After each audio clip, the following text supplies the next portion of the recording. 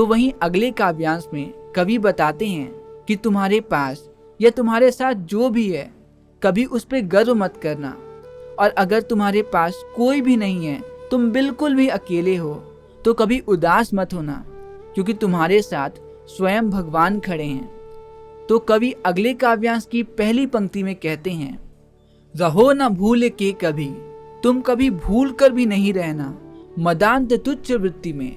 मदांत मतलब घमंड की वृत्ति में, घमंड के साय में। सनाथ जान आपको कितने लोग जानते हैं, कितने लोग आपके सपोर्ट में खड़े हैं। करो न गर्व चित्त में, इस बात पे कभी भी गर्व मत करना। अनाथ कौन है यहाँ, इस दुनिया में अनाथ थोड़ी है कोई।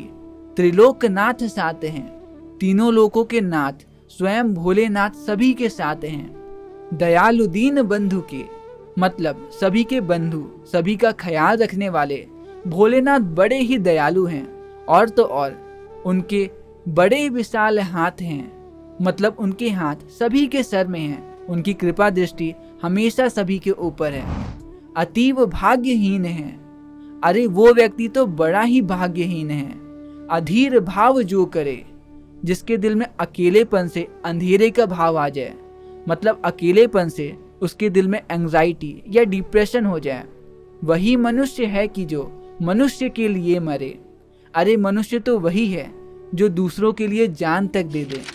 तो हमारे इस काव्यांश में कवि ने हमें बताया कि जिंदगी में चाहे सिचुएशंस कितनी भी खराब हो जाएं, कभी खुद को अकेला नहीं समझना चाहिए, क्योंकि सबको संभालने वाले तीनों लोकों के स्वामी स्वयं भोलेनाथ हमेशा आपके साथ हैं। तो वहीं अगले काव्यांश में कवि कहते हैं कि भगवान अपनी बाहें फैलाएं, तैयार खड़े हैं आपकी मदद करने को, आपका सहारा बनने को। और जब भगवान स्वयं आपके साथ खड़े हैं तो बुरा काम भला क्यों करना। तो हमारे इस काव्यांश की पहली पंक्ति में कवि कहते हैं, अनंत अंतरिक्ष में, मतलब इस कभी न खत्म होने वाले अंतरिक्ष में अनंत देव हैं खड़े। न जाने कितने देवता आपकी मदद करने को तैयार खड़े हैं। समक्ष ही स्वबाहु जो आपके समक्ष अपने स्वबाहु मतलब अपने हाथों को फैलाए हुए हैं, बढ़ा रहे बड़े बड़े, और अपने हाथ बढ़ाकर आपकी मदद करना चाहते हैं। परस्परावलंब से, परस्परावलंब मतलब एक दूसरे का सहारा बनकर उठो तथा बढ़ो, सभी उठो और एक दूसरे का सहारा बनकर बढ़ते चलो।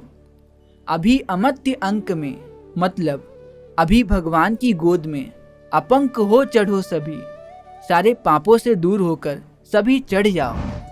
रहो न यहाँ की एक से, तुम सिर्फ एक मतलब अपने अकेले के लिए मत जियो। न काम और का सरे, जो सिर्फ अपने काम से मतलब रखे, वही मनुष्य है कि जो मनुष्य के लिए मरे। अरे मनुष्य तो वही है जो दूसरे मनुष्यों के लिए जान तक दे दे। तो हमारे इस काव्यांश में कवि ने हमें बताया कि भगवान अपनी बाहें फैलाएं, तुम्हें अपनी गोद में बैठाने को तैयार खड़े हैं। तुम सारे पापों से दूर होकर दूसरों की मदद करो और भगवान की गोद में आ जाओ। तो वहीं हमारे अगले काव्यांश में कवि कहते हैं, हम सभी एक ही ईश्वर की संतान हैं, और जब हम सभी के पिता एक ही हैं तो हम सभी तो भाई बहन हुए ना।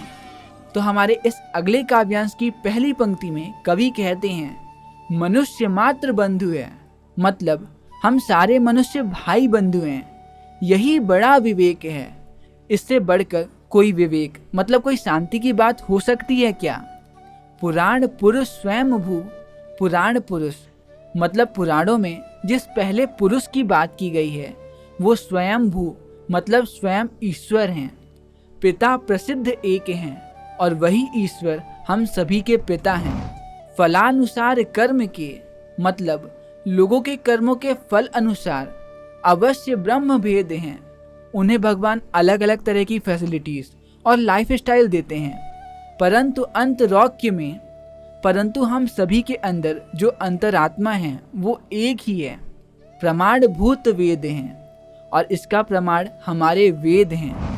अनर्थ है कि बंधु ही, मतलब ये तो अनर्थ है कि एक बंधु मतलब एक दोस्त ही न बंधु की व्यथा हरे, अपने दोस्त की व्यथा मतलब उनकी परेशानियों को सॉल्व ना करे। वही मनुष्य है कि जो मनुष्य के लिए मरे। अरे मनुष्य तो वही है जो दूसरे मनुष्यों के लिए जान तक दे दे।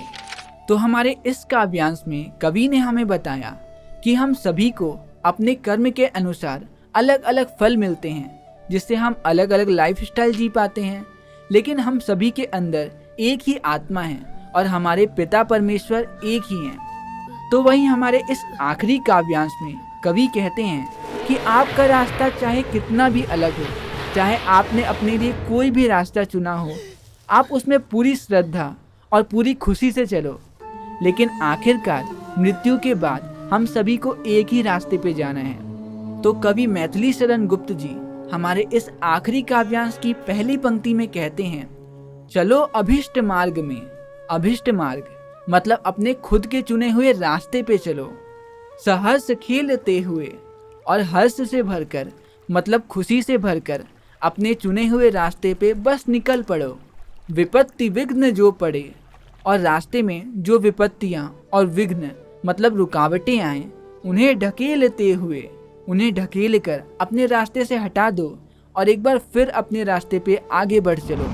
घटे ना हेल मेल, हाँ, और इस रास्ते में चलते हुए अपने हेल मेल मतलब अपने रिश्तों को घटने मत देना।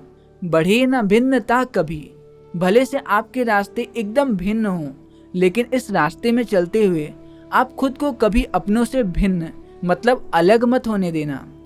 अतर्क एक पंथ की, चाहे आप अपनी समझ से कोई भी रास्ता चुन लो, आखिर में तो हम सभी को एक ही पंथ मतलब एक ही रास्ते पे चलना है।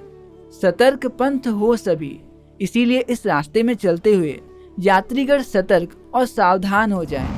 तभी समर्थ भाव है, अरे समर्थन का भाव तभी तो है कि तारता हुए तरे, कि आप सिर्फ अकेले तैरकर पार ना हो जाओ, दूसरों की भी मदद करो उन्हें उनके सपने तक पहुंचाने के लिए।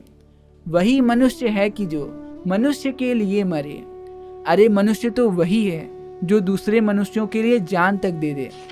तो हमारे इस आखिरी काव्यांश में कवि ने हमें बताया कि आपके चाहे रास्ते जितने ही भिन्न क्यों ना हो, आप खुद को कभी अपनों से भिन्न मत होने देना, और अपने चुने हुए इस रास्ते में आप पूरी खुशी और हर्ष के साथ चलो, लेकिन आखिरकार हम सभी को एक ही रास्ते में चलना है।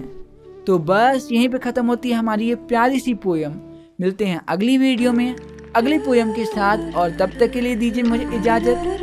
नमस्कार।